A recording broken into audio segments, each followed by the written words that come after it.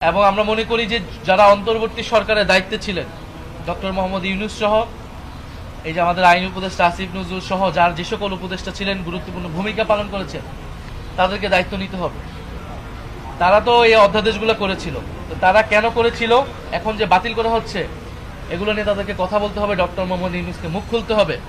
তারা অধ্যাদেশ করে চলে গিয়েছে, একটা ইলেকশন ইঞ্জিনিয়ারিং করে বিএনপির হাতে ক্ষমতা দিয়ে চলে গিয়েছে, এখন এই আইনগুলো অধ্যাদেশগুলো বাতিল হয়ে যাবে, সংস্কার হবে না, আর তারা কোনো কথা বলবে না, তারা যার যার ক্যারিয়ারে ফিরে যাবে, এটা কিন্তু হবে না। জনগণের কাঠগড়া তাদেরকেও দাঁড় হতে হবে।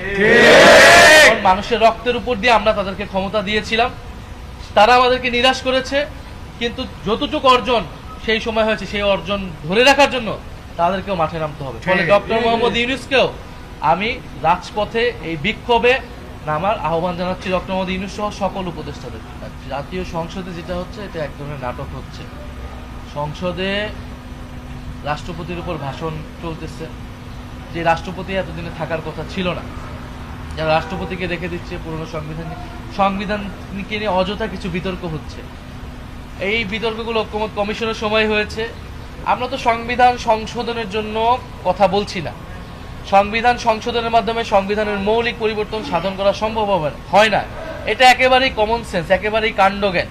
তারা আমাদের থেকে অভিজ্ঞ, তারা আমাদের থেকে আরো ভালো বুঝে। সংবিধান সংশোধন যে কোনো সময় করা যেতে পারে, কিন্তু সংবিধানের মৌলিক বিষয় যখন আমরা পরিবর্তন করতে যাব তখন গণপরিষদ প্রয়োজন, অথবা আপনার যে সংস্কার পরিষদের ধারণা নিয়ে আসা হয়েছে সেটা প্রয়োজন। তো এখন তারা আবার নতুন করে সংবিধান সংশোধন, ফলে তারা সংসদে আসলে এক ধরনের এই ধরনের আলোচনাগুলোকে এনে সময় ক্ষেপণ করছে।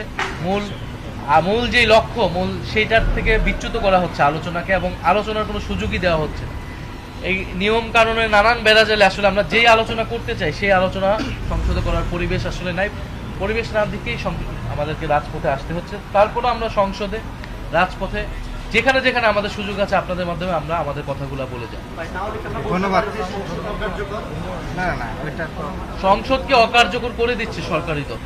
সংসদকে আমরা কার্যকর করতে চাই। সংসদ, এটা তো দুইটা নির্বাচন হয়েছে, গণভোট এবং জাতীয় নির্বাচন। জাতীয় নির্বাচন হিসেবে সংসদ হয়েছে, সেই সংসদ কার্যকর আছে। কিন্তু আরেকটি নির্বাচন, যেই নির্বাচনের ফলে সংবিধান সংস্কার পরিষদ হওয়ার কথা ছিল, যার দায়িত্ব ছিল এই সংসদ সদস্যদের, তারা তো সেইটাকে অকার্যকর করে রেখেছে। ফলে এইবারের এটা কিন্তু অলরেডি অর্ধেক অকার্যকর হয়ে গিয়েছে। এর ভবিষ্যৎ হচ্ছে বিএনপি আবারও স্বৈরতান্ত্রিক ফ্যাসিবাদী কায়দায় রাষ্ট্র পরিচালনার চেষ্টা করবে, এবং বাংলাদেশের জনগণ এটা মেনে নিবে না। ফলে বাংলাদেশের জনগণ 16 বছর ধরে এই নির্যাতন নিপীড়ন সহ্য করেছে। বিএনপির বহু নেতাকর্মীরাই গুম হয়েছে, তাদের মানবাধিকার হরণ হয়েছে। এখন তারা যদি একই কায়দায় আবার এটা চেষ্টা করে, মানুষের রাজপথে গণ আন্দোলনের মুখে তাদেরকে পড়তে হবে, এবং তাদের পরিণতি কি হবে এটা আল্লাহ তাআলাই ভালো জানেন।